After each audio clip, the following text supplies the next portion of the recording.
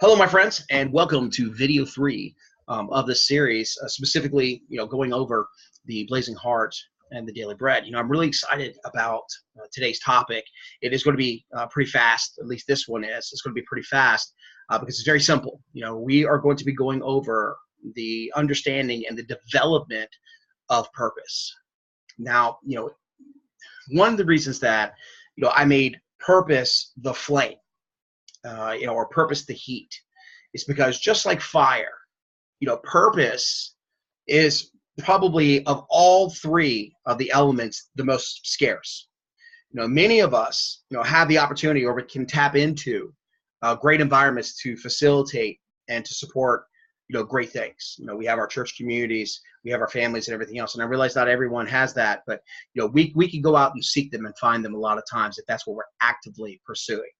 And when it comes to our beliefs, I showed you, in the previous video, we do actually have a lot of control surrounding our beliefs and how those are developed, how those are followed through on, and really how those support us. So, our beliefs, we have a great amount of control over, and that's really available to almost anybody. But when it comes to purpose, purpose is a little different.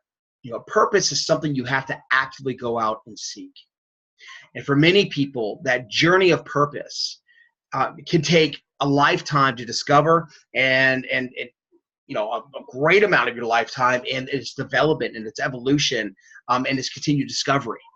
So you're going to have an idea of what your purpose is when you're relatively young, but the application of it may change as you get older, or really that purpose that you had at one time may be shifted to somebody else, and that now you have a new purpose, based off of the opportunities or the skill sets or the resources you have around you. And so, you have to actively go out and seek purpose. Like you more or less have to actively go out and seek, that flame, that heat in order to build your fire.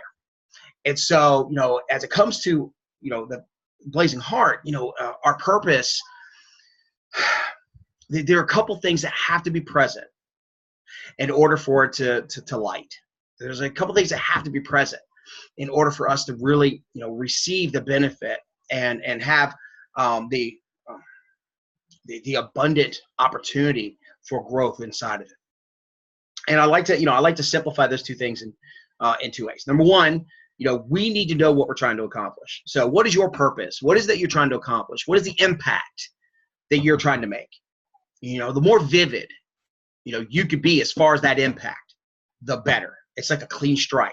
If you want to continue to use the match reference or the heat reference, it's like a clean strike. I mean, if you know exactly where you're trying to do it, exactly where that spark's going to go, it really provides a great amount of benefit to the overall flame that you're trying to create, and really the power of that flame you're trying to create. So, let's get really vivid, on, okay, this is who I am, and this is what we're doing, and this is how I use my gifts, and the more detailed and the juicier it gets. I mean, like a real juicy, vivid picture of that impact.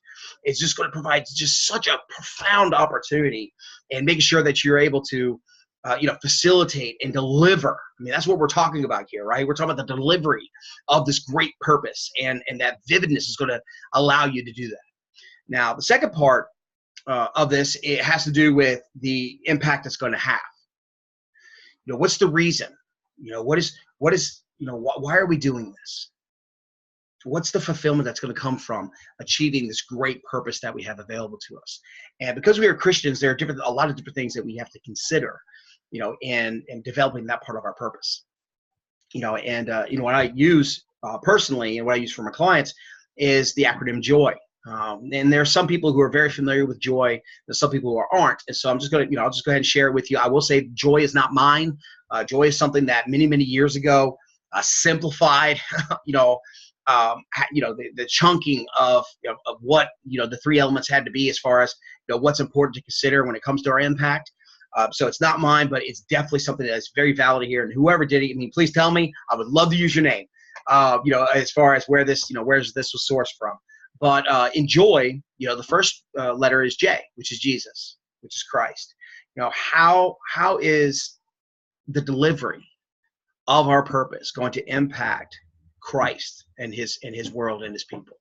It's got to be our first consideration. If the things that we're doing don't intentionally represent what Christ is, then we need to really reconsider it is what we're trying to do. All right. And the second letter is O, okay, and that stands for others. All right. So in addition to Christ and how it represents Christ and how it impacts Christ in the church and Christianity on earth, how does it impact others? Again, should be in a favorable way, because that's something that's very important to do in all the things that we do in our lives. And third, we have the Y, which is ourselves, yourself, because that is also equally as important. It is absolutely great, in our lives to be intentional about how everything we do impacts Christ and the world. But, in addition to that and others, there's got to be a fulfillment that comes to us. That's how we know that we're actually tapping into our God-given gifts, because there is a fulfillment. And no matter how hard the struggle is, and no matter, how we apply it, I mean, it can be, building wells in Africa, or it could be, in Calcutta. This is such a great story with Mother Teresa in Calcutta, which I'll tell in a second. But, we need to know how it fulfills us, because if we don't know how it fulfills us, what's going to happen is we're going to lose the conviction and the momentum with it.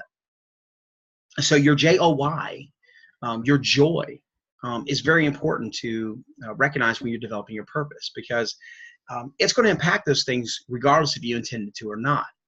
The difference is if you do, if you do intentionally try to deliver something in each one of those areas, it's going to be positive. But if you are not intentional about it, it's not going to be.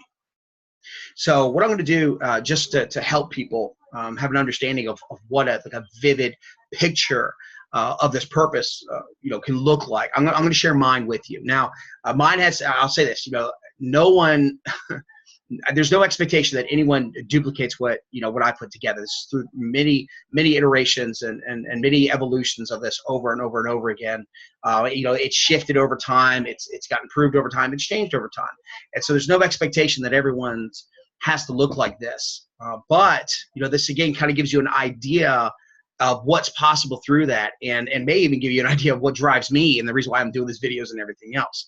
And so let me first start with this, is that to understand completely what my purpose is, or what this purpose statement represents, you have to understand some of the words that are actually used here.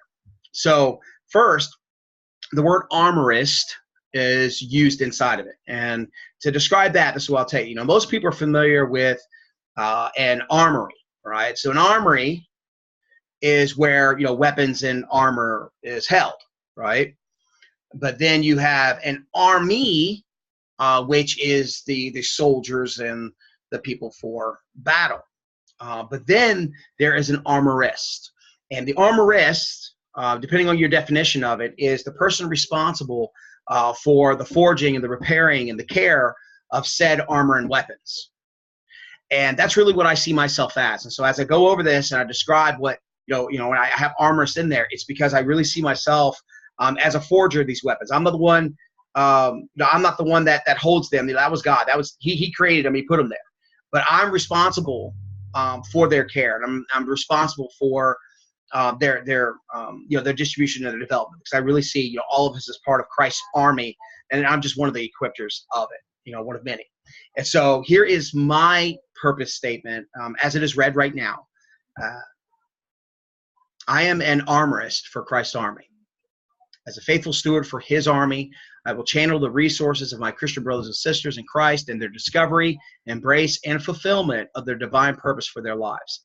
I will live each day with honor, gratitude, and respect for the divine gifts of my family, my partner, and opportunities to utilize the gifts God has given me. I would demonstrate the honoring of His gifts by representing His promise and love in all I do. I will show my gratitude with constant thanks and by utilizing my gifts in a way that delivers His impact and will. I will show respect for my gifts and blessings by being His most fruitful steward in their bountiful care and the perpetual development of my body, my mind, and my spirit. So again, there's all those elements that I had talked about are present in that. I specifically talked about how that impacts Christ and how it represents Christ in a favorable way. I talked about how it impacts others, and I talked about how it impacts myself. I also talked about with the facilitation, as far as, helping people discover and embrace and fulfill their divine purpose. I mean, these are the things that I'm trying to accomplish on a daily basis. And when you have, I mean, that potent and that much clarity in what you're doing, there's some amazing things that are possible. And so what I want to do real quick is I want to finish, this, this video with the story about Mother Teresa when it came to her purpose and what she realized and the fulfillment that comes from that. And so, depending on who you've heard about Mother Teresa from, there are some people that said that before Mother Teresa actually helped the impoverished and the sick in Calcutta, that she actually was kind of a hypochondriac. She actually had an aversion to sick people, and that one of the biggest transitions for her was when she was witnessing somebody suffering on the side of the street alone. And as a result of suffering on the side of the street alone, she asked, these people who were giving this tour, she said, well, what's happening? And they said, well, he's sick and there's nothing we can do about it, but we just don't have the resources to do anything about it. So what, she asked, well, what's going to happen to him? And they said, well, he's going to die. And something spoke to her heart and said, no one deserves to die with alone and without dignity. And so, again, this is a story that's kind of hard to, I guess, validate. But it absolutely goes along with everything she did for the rest of her life. The story goes that she actually sat down next to the person and held them, and they died in her arms. And she realized at that point what her purpose was and what she was supposed to do with the rest of her life.